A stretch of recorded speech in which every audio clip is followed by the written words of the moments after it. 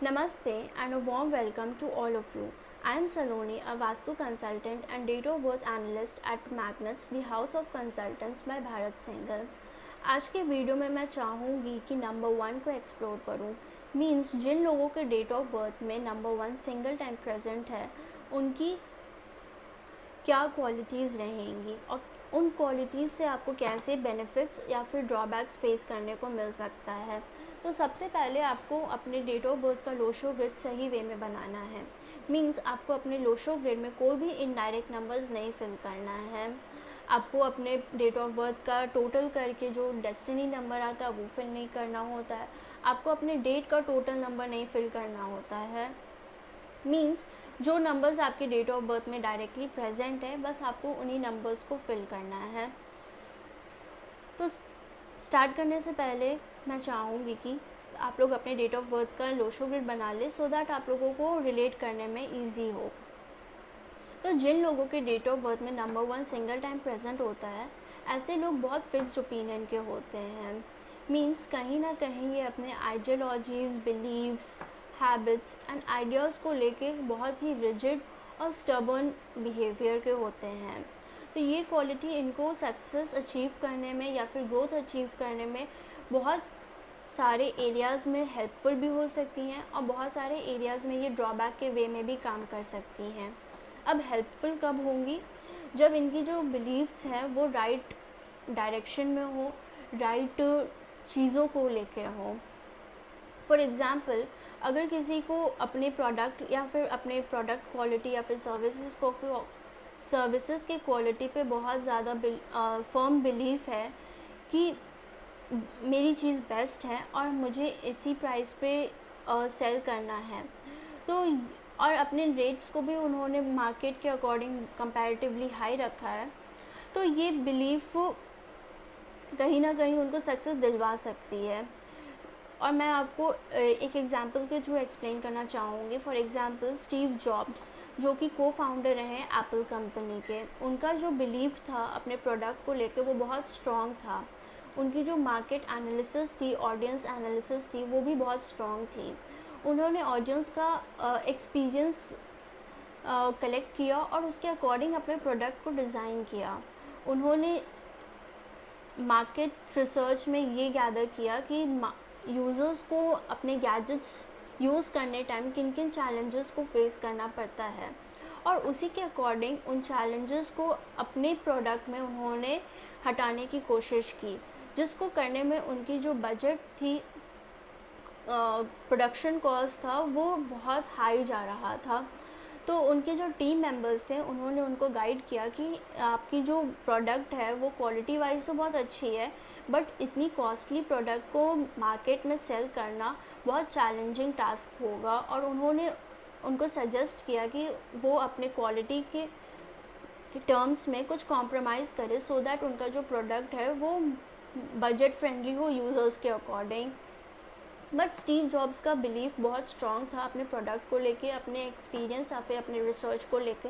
उन्होंने अपने टीम की बातों को मानने से इग्नोर किया और अपने बिलीफ में बहुत स्ट्रॉन्ग थे। तो ये चीज़ें उनको एक बहुत ही ग्लोबल लेवल पे कंपनी सेटअप करने में हेल्पफुल रही। बट ज़रूरी नहीं है सेम चीज़ सबके साथ हो। हमें गाइडेंस की नीड होती है सो दैट हमें पता चल सके कि हम अपने जो भी बिलीव्स या फिर आइडियोलॉजीज़ को लेके रिजिड हो रहे हैं वो सही है या नहीं है।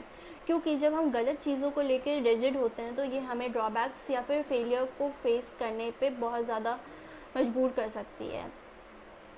अनदर एग्जाम्पल, जब फिक्स ओपिनियन लोग अपने स्ट्रैटेजीज़ में बहुत ज़्यादा फर्म हो सकते हैं या फिर बिलीव्स में लेके बहुत ज़्यादा स्ट्रॉन्ग हो सकते हैं, तो कैसे उनको फेलियर देखने को मिल सकती हैं।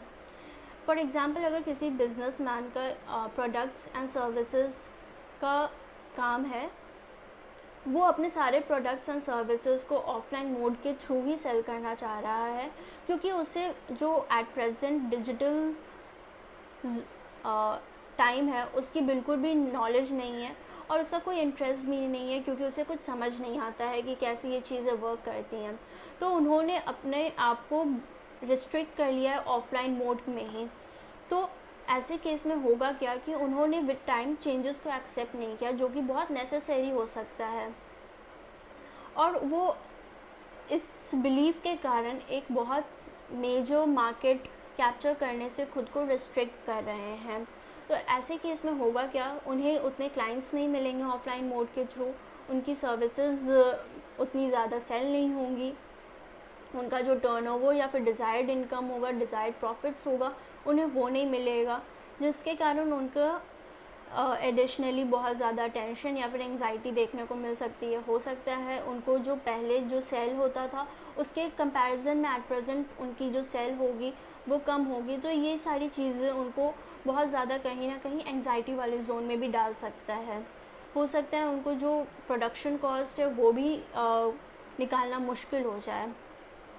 तो ये सारा उनका बस एक बिलीफ के कारण उनको इन सारे एरियाज़ में चैलेंजेस फेस करने को देखने को मिल सकते हैं। तो सेम क्वालिटी फिक्स ओपिनियन वाला एक पर्सन को इतना हाइट्स पे पहुंचा सकता है, और सेम क्वालिटी फिक्स ओपिनियन का किसी एक पर्सन को फेलियर पे भी ला सकता है। सो इट्स ऑल अबाउट कि हम कितने अपने आइडियोलॉजीज़ को लेके राइट डायरेक्शन में रिजिड हो रहे हैं या फिर नहीं हो रहे हैं। और जो मेजर इशू इन लोगों के साथ आता है वो होता है इनकी लिसनिंग वीक हो सकती है, क्योंकि ये अपने बिलीव्स एंड आइडियोलॉजीज़ में इतने ज़्यादा फर्म हो जाते हैं, ये अलाउ नहीं कर पाते हैं खुद को दूसरों की बात सुनने के लिए, दूसरों से गाइडेंस लेने के लिए। ये ओवरऑल खुद के ऊपर ही फोकस करना शुरू कर देते हैं। मीन्स ये अपने आप को in their head self sufficient समझने लगते हैं। तो होता क्या है, जो इनको मेंटरशिप के थ्रू गाइडेंस मिल सकती है अपनी चीज़ों को बेटर करने के लिए, उन एरियाज़ में ये बैकआउट कर लें। और सेम क्वालिटी के कारण इनको रिलेशनशिप में भी प्रॉब्लम्स फेस करने को मिल सकते हैं। फॉर एग्ज़ाम्पल, जब आप अपने टीम मेंबर्स को नहीं सुनते हैं, उनके आइडियाज़ को नहीं वैलिडेट करते हैं या फिर सुनने की कोशिश भी करते हैं, तो होता क्या है कि आपको इनपुट्स मिलना बंद हो जाता है उनसे। लोग आपसे इमोशनली डिस्टेंस क्रिएट करने लगते हैं, क्योंकि उनको कहीं ना कहीं लगता है कि ये बंदा अपने मन का ही करेगा, हमें अपनी चीज़ों को इनके सामने प्रेजेंट करने की ज़रूरत नहीं है, इन्हें जैसे करना है करने देते हैं, क्योंकि कहीं ना कहीं ये अपने आइडियोलॉजीज़ में ही बहुत ज़्यादा फर्म हो जाते हैं। तो सेम सिनेरियो में हो सकता है आपको कहीं ना कहीं लोनलीनेस भी होने लगे अपने वर्क प्लेस पे। ये सिचुएशन आपको घर पे भी, मतलब अपने पर्सनल रिलेशनशिप में भी बहुत ज़्यादा ट्रबलफुल एरियाज़ को ओपन कर सकती हैं। हमें बस अपने आप को चेक करने की ज़रूरत होती है कि हम जिन भी चीज़ को या फिर जिन भी आइडियाज़ या आइडियोलॉजीज़ या बिलीव्स को लेके फर्म हो रहे हैं, वो कहीं ना कहीं सही भी है या नहीं है हमारे ग्रोथ के पॉइंट ऑफ व्यू से। क्योंकि इट्स ऑल अबाउट कि हम जिन चीज़ को लेके फर्म हो रहे हैं वो सही है या नहीं है, जिसके कारण हमें 100% किसी एक्सपीरियंस्ड पर्सन से या फिर नॉलेजेबल पर्सन से गाइडेंस सीख करनी चाहिए, सो दैट हम अपने आप को कहीं ना कहीं चेक कर सकें कि हम सही ट्रैक पे मूव कर रहे हैं या नहीं कर रहे हैं। इस वीडियो में इतना ही। नेक्स्ट वीडियो में हम कुछ और नंबर्स के बारे में जानने की कोशिश करेंगे, कैसे वो नंबर्स हमारे लाइफ में क्या क्या क्वालिटीज़ एंड क्या ड्रॉबैक्स प्रोवाइड कर सकते हैं, उनकी वर्ल्ड क्या होती है, हमें कैसे उन नंबर्स की क्वालिटीज़ से बेनिफिट्स लेना चाहिए, किन किन एरियाज़ को अवॉइड करना चाहिए। Thank you very much for watching this video.